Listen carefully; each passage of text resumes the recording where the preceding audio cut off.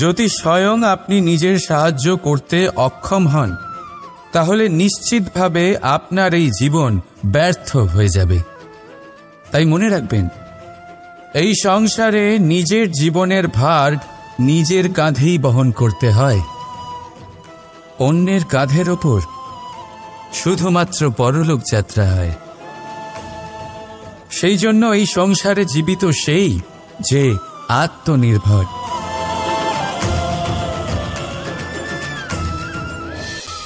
আজ আপনাকে একটা গল্প শোনাচ্ছি। একদিন এক ব্যক্তি নিজের দ্বারে লিখে দিলেন, আজ আমি ভীষণ দুঃখী, আজ আমার সাথে কেউ দেখা করতে আসবেন না। কিছুক্ষণ পরে তার এক বন্ধু এলো, সে সেই লেখা পড়ল, তাও গিয়ে তার সাথে দেখা করল। সে বলল, আমি লেখাপড়া জানি না, কিন্তু আমার বন্ধুর মনের এই বেদনা, এটা আমাকে সবসময় ডাক দেয়। এরাই হলো আসল বন্ধু। কোনো কারণে আপনি যদি দুঃখ পান, কোনো সমস্যার সমাধান না বের করতে পারেন, এই সংসার থেকে আলাদা হয়ে যেতে চান, তাও এই বন্ধু আপনার সাথেই থাকবে। সমস্যার সমাধান না দিতে পারলেও আপনার সম্বল হয়ে অবশ্যই থাকবে। হয়তো আপনার দুঃখ কম করতে পারবে না, কিন্তু আশার আলো অবশ্যই দেখাবে।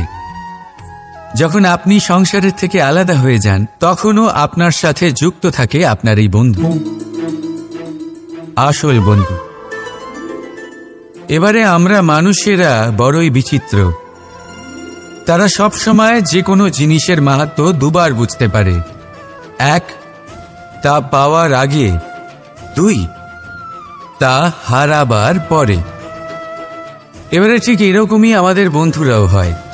যদি আজ আপনার বন্ধুরা আপনার সাথে থাকে, তাদের প্রতি কৃতজ্ঞ থাকুন, তাদের প্রসন্ন রাখুন, তাদের মাহাত্ম্য বুঝুন।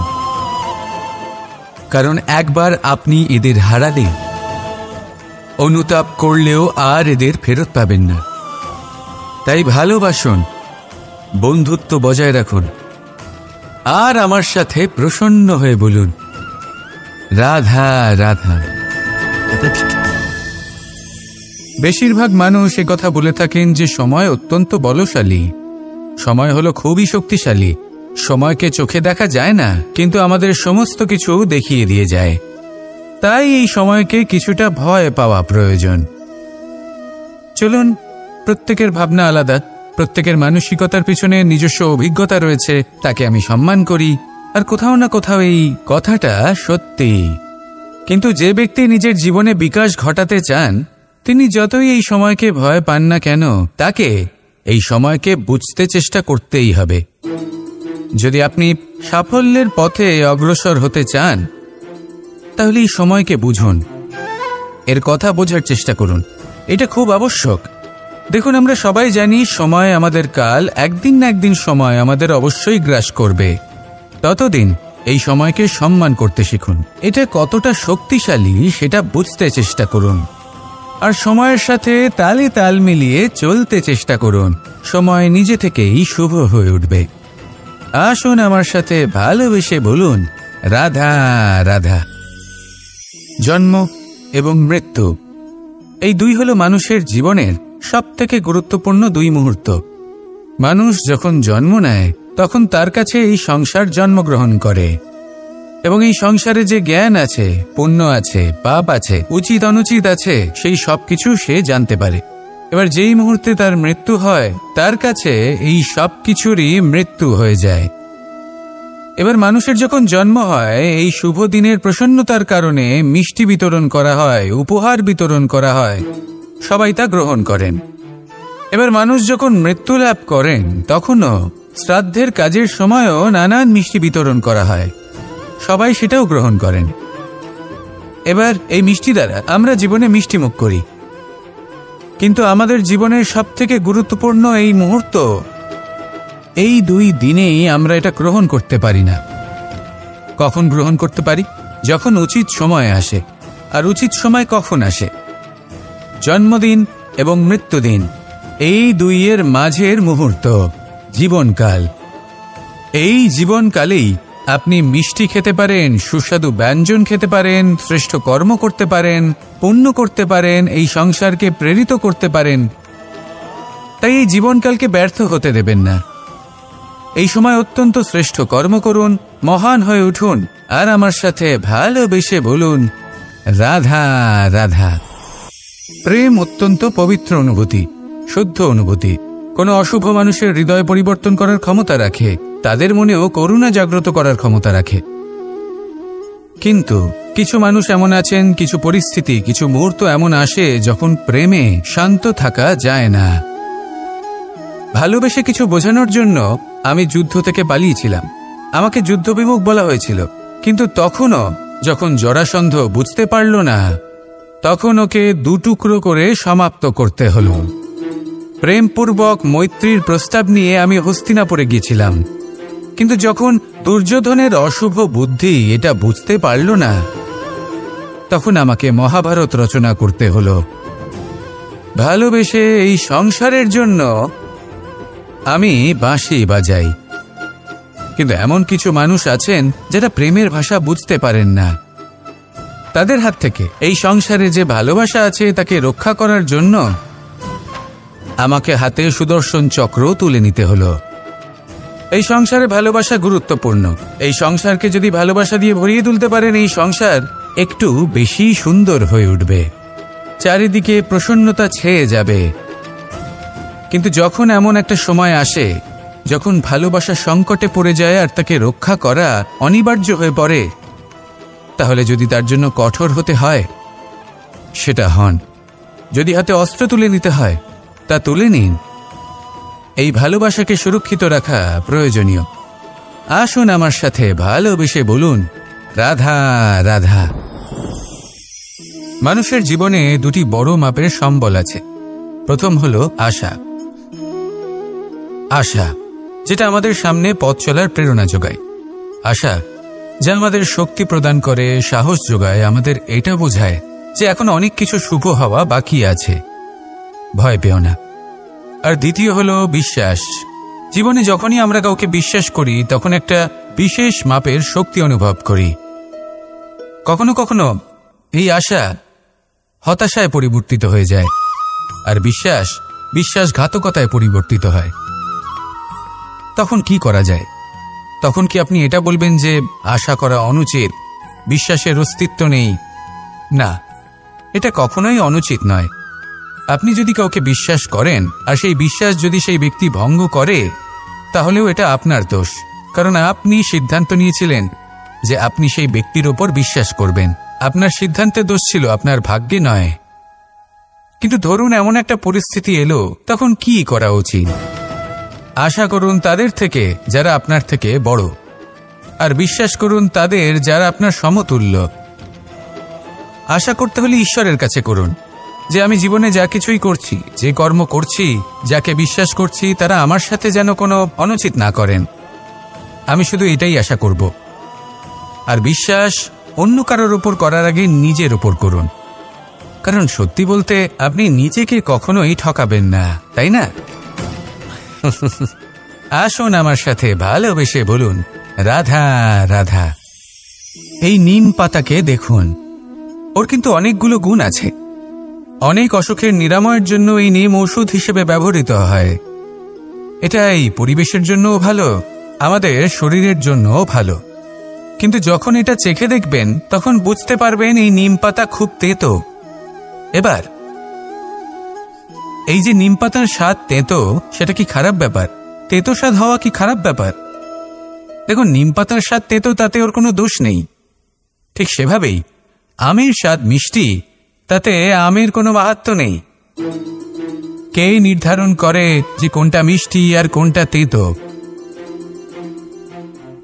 জিহ্বা। আমাদের জিহ্বা আমাদের বুঝিয়ে দেয় যে কোনটা মিষ্টি আর কোনটা তেতো, আর আমাদের এই জিহ্বার মিষ্টি পছন্দ।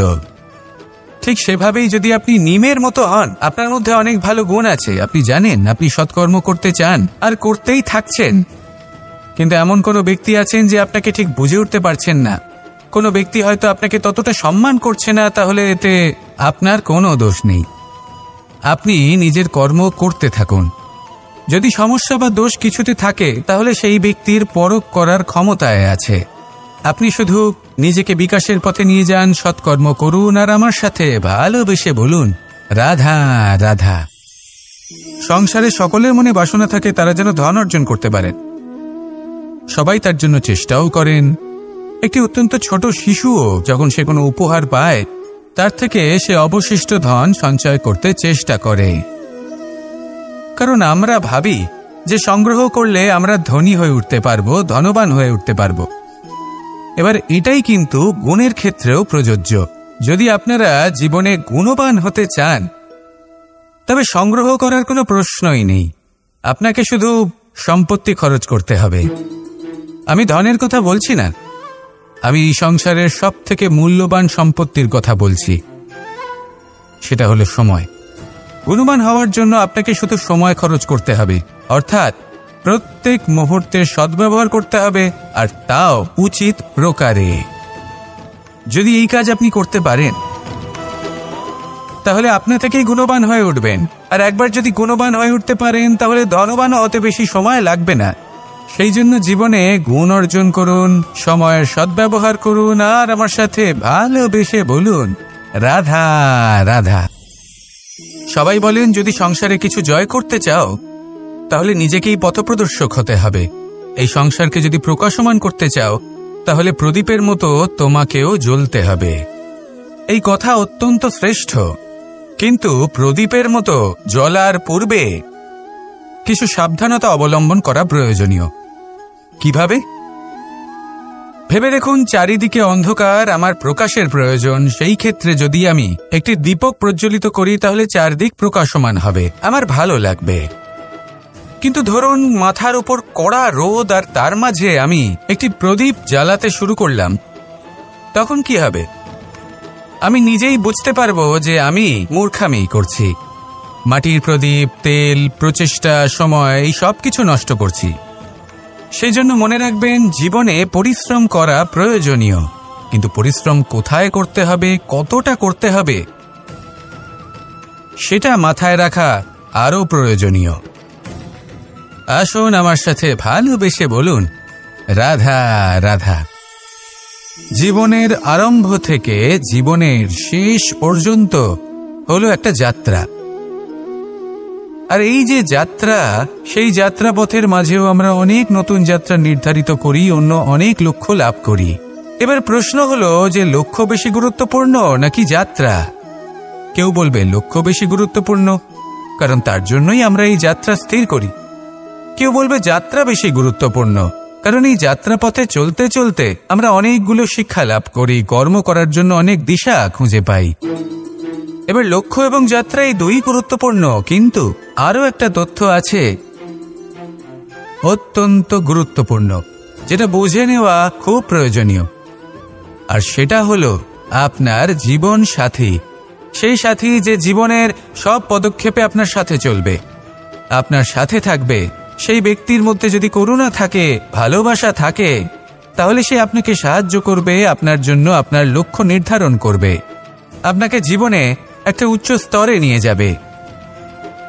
কিন্তু যদি সেই ব্যক্তি এর বিপরীত হন, তাহলে কোথাও না কোথাও তাকে পেতে পেতে, তার সাথে থাকতে থাকতে আপনি নিজের লক্ষ্য ত্যাগ করে দেবেন। তাই পথ এবং লক্ষ্য এই দুই নির্বাচন করুন, কিন্তু যখন আপনি জীবনসাথী নির্বাচন করবেন তখন কিছুটা সাবধানে, না হলে আপনার অভিজ্ঞতা সুখময় নয়, অত্যন্ত দুঃখজনক হতে পারে। আসুন আমার সাথে ভালোবেসে বলুন রাধা রাধা। জীবনে কখনো আমরা বিজয়ী হই, কখনো আমরা পরাজিত হই, কখনো সুখ আসে, আবার কখনো দুঃখও আসে। আর যখন দুঃখ আসে তখন আমরা আমাদের এই দুঃখ কারোর সাথে ভাগ করতে চাই। আমরা কারোর সাথে নিজের দুঃখ ভাগ করে নিই, আর সেই ব্যক্তি আমাদের দুঃখ নিয়ে উপহাস করে, তখন আমরা আরো দুঃখী হয়ে যাই। আমরা এই সংসারকে দোষ দিতে থাকি, কিন্তু এতে সংসারের কোনো দোষ নেই।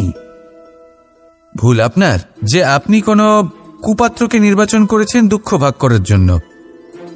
মনে রাখবেন, যদি আপনার শরীরে ক্ষতস্থান তৈরি হয় এবং সেই ক্ষত নিয়ে আপনি প্রত্যেক জায়গায় ঘুরে বেড়ান, প্রত্যেক বাড়িতে আপনি ওষুধ হয়তো নাও পেতে পারেন, কিন্তু সেখানে নুন আপনি অবশ্যই পাবেন।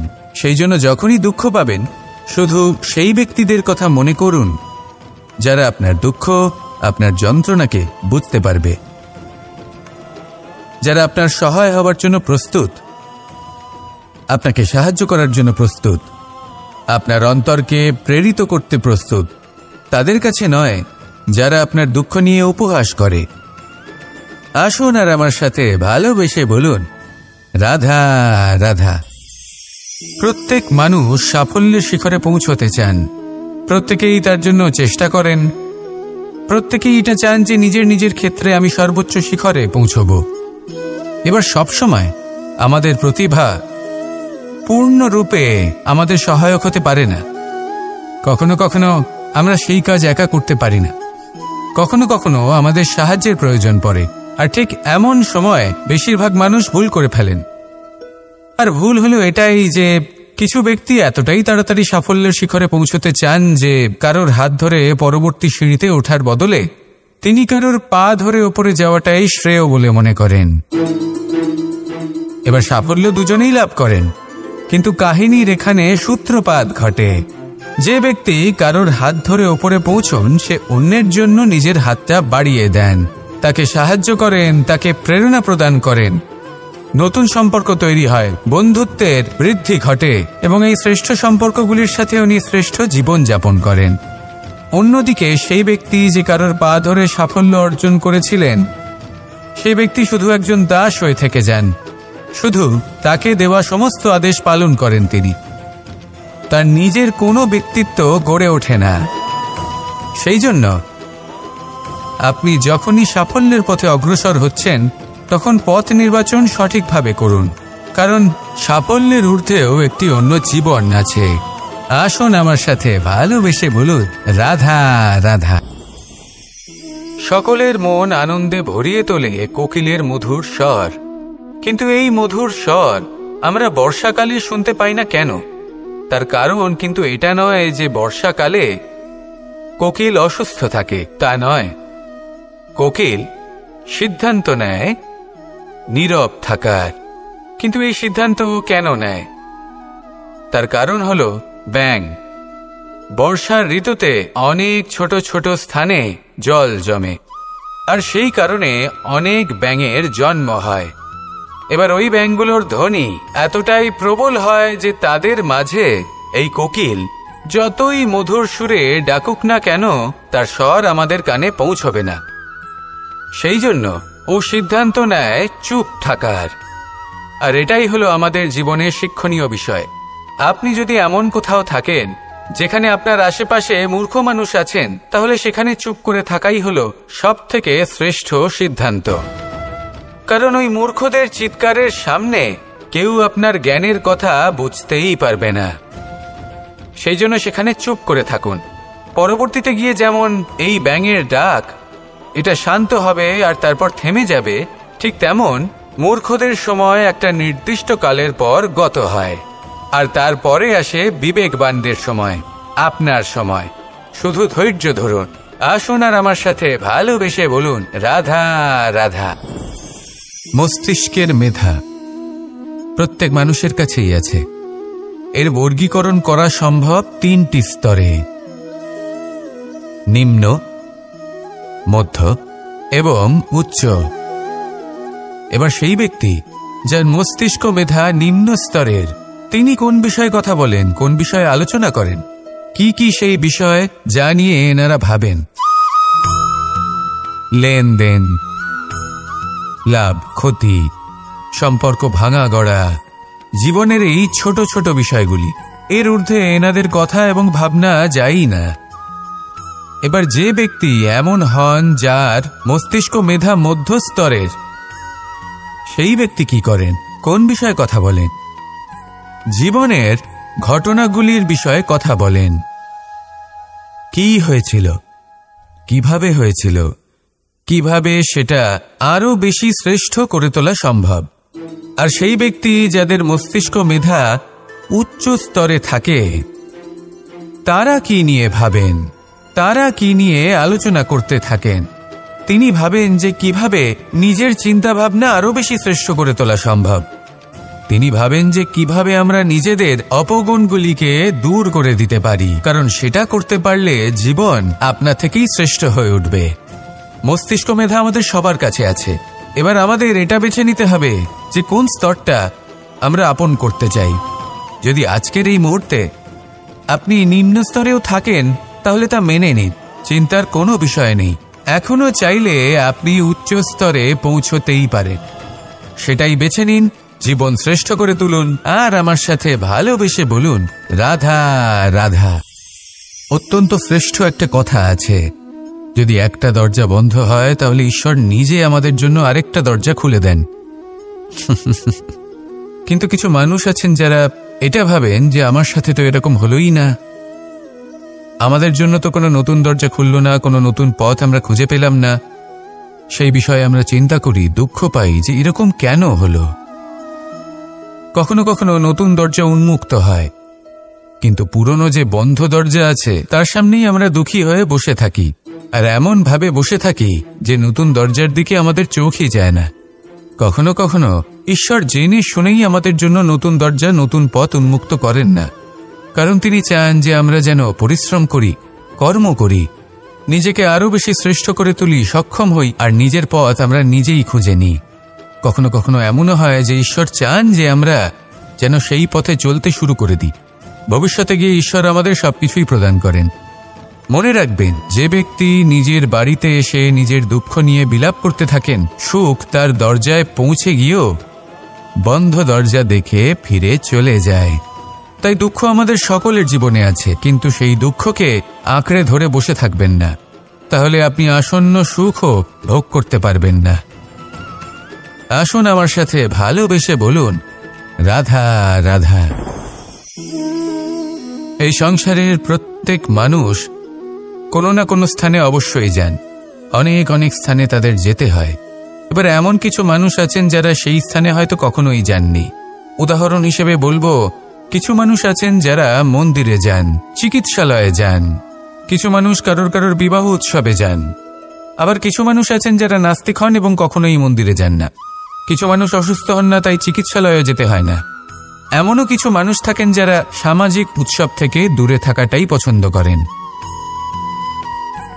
যে কোনো মানুষ হোক, যা কিছুই তার চয়ন হোক না কেন, প্রত্যেক মানুষকে একটি স্থানে অবশ্যই যেতে হয়। এমন একটি স্থান আছে, সেই স্থানের নাম হলো মৃত্যুদ্বার। এবার এটা আবশ্যক নয় যে ঠিক মৃত্যুর পরেই আপনি মৃত্যুদ্বারে পৌঁছে যাবেন। এমন অনেক মানুষ আছেন যারা মৃত্যুর পূর্বেই মৃত্যুদ্বারে পৌঁছে ফিরে এসেছেন, আর তারা অনুভব করেছেন যে এই সংসারের সময় চক্রের সম্মুখে তাদের অস্তিত্ব কতটা ক্ষীণ। ওনারা এই কথা বুঝে গেছেন। বড় বড় জ্ঞানী মহান ব্যক্তি ছিলেন, তারা এসেছেন, কর্ম করেছেন এবং শেষে তারাও মৃত্যুদ্বারে প্রবেশ করেছেন। অবশেষে তারাও পঞ্চমহাভূতের সাথে মিলিত হয়েছেন। তাহলে আপনার কিসের এত অহংকার? এই জীবনে কেউ অমর নন। জীবনে কতদিন আমরা বাঁচব এটাও আমরা জানি না। তাই এই জীবন যাপন করুন। এই জীবনের প্রত্যেক মুহূর্ত এমনভাবে যাপন করুন, এই কথা মাথায় রেখে যে কোনো মুহূর্তে আমাদের মৃত্যুদ্বারে প্রবেশ করতে হতে পারে, তাই না? আসুন আর আমার সাথে ভালোবেসে বলুন রাধা রাধা। কথা মানুষের পাওয়া সবচেয়ে অদ্ভুত উপহার। এই কথাই মানুষকে এই সংসারের সমস্ত প্রাণীর থেকে ভিন্ন করে তোলে, সংসারের সবচেয়ে উপরে নিয়ে যায়। এই কথার কারণেই আমরা একে অপরের সাথে ভাব আদান প্রদান করি। আমি আমার মনের ভাবনা অন্য কাউকে ব্যক্ত করতে পারি, অন্য কেউ তাদের ভাবনা আমাকে ব্যক্ত করতে পারে। এই কথাই আমাদের সবচেয়ে বড় ঢাল। এবারে দেখুন, আপনি নিশ্চয়ই লক্ষ্য করেছেন, কারোর কথা মধুর হলে লোকে তাকে ভালোবাসে, তাকে নিজের বন্ধু বানায়। সেইভাবেই যদি কারোর কথা কঠোর হয় তাহলে লোকে তাকে ঘৃণা করে, তাকে নিজের শত্রু মনে করে। এই কথাই ভাষা হয়ে আমাদের ইতিহাস রচনা করে। তবে আমরা কি সত্যি বাণীর বিষয়ে অতটাই ভাবি যতটা আমাদের ভাবা উচিত? ভেবে দেখুন, মানুষের কথা বলতে শিখতে কত সময় লাগে। কোনো বালক 1.5 বছর বয়সে কথা বলতে শেখে, কেউ 2 বছরে, কেউ 3।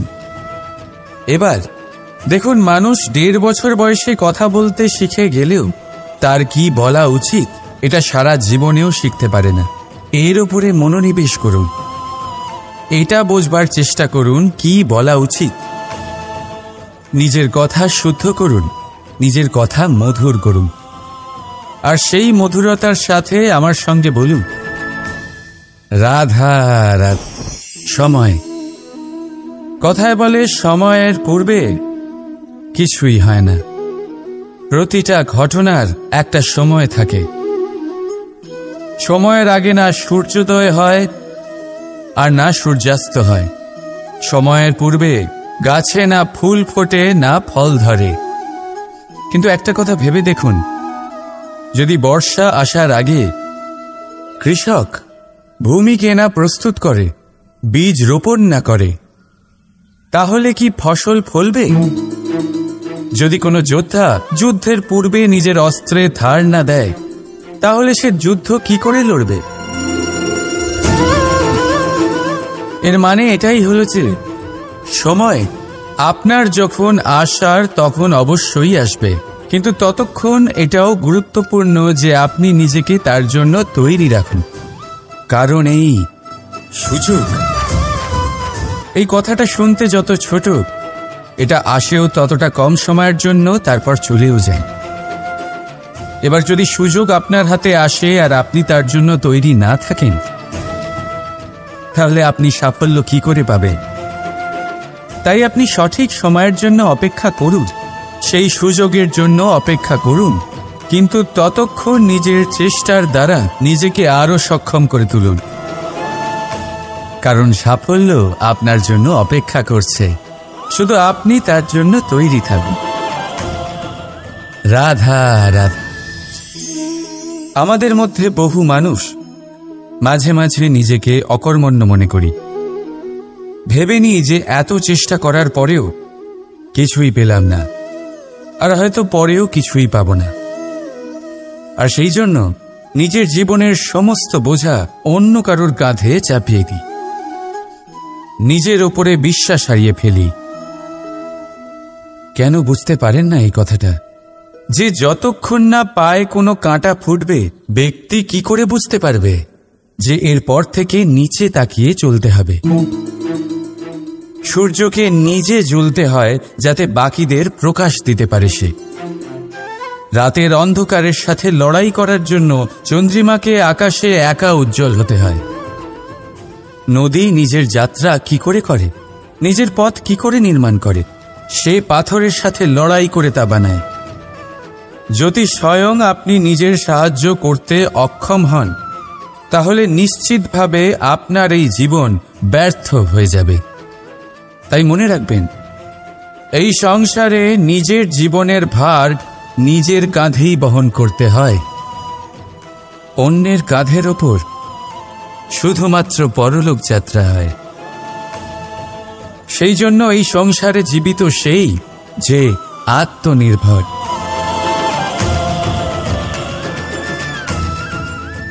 রাধা রাধা।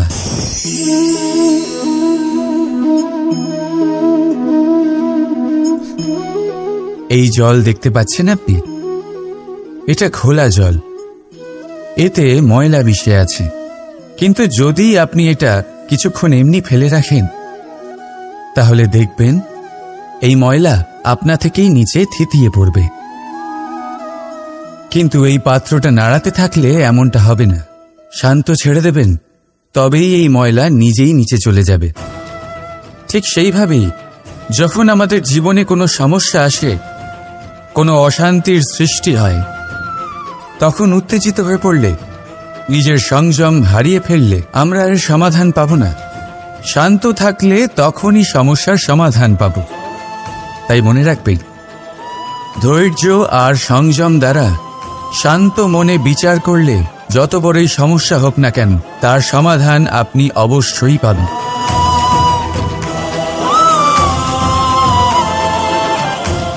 কারণ অশান্তির সমাধান শুধুমাত্র শান্তি। রাধা রাধা। আমরা যখনই কোনো গাছের চারা রোপণ করি তখন সবার আগে পরীক্ষা করে দেখি যে যেখানে আমরা চারা রোপণ করতে চলেছি সেখানকার মাটি আদৌ উর্বর কিনা, সেই মাটি সেই চারাকে বাড়তে সাহায্য করবে কিনা। যখন একটা চারা রোপণের আগে আমরা এত কিছু ভাবতে পারি, তাহলে কাউকে বিশ্বাস করার আগে আমরা কেন ভাবি না? জীবনে কখনো এই বিশ্বাসরূপী চারা কোথাও রোপণ করার আগে বোঝার চেষ্টা করুন যে যার উপর আপনি বিশ্বাস করতে চলেছেন সে কি আদৌ আপনার বিশ্বাসের যোগ্য কি না। ভেবে দেখুন সেই ব্যক্তি ভবিষ্যতে গিয়ে আপনার বিশ্বাস ভাঙতে পারে কি না। এটাও ভেবে দেখুন যে যাকে আপনি বিশ্বাস করতে চলেছেন তাকে আপনি বিশ্বাস করলে নিজের জীবনের উদ্দেশ্যে আপনি অগ্রসর হতে পারবেন কি না। আর তার জন্য প্রয়োজন সঠিক সিদ্ধান্ত, পরখ করা, কোনটা উচিত কোনটা অনুচিত সেটা বোঝা। আর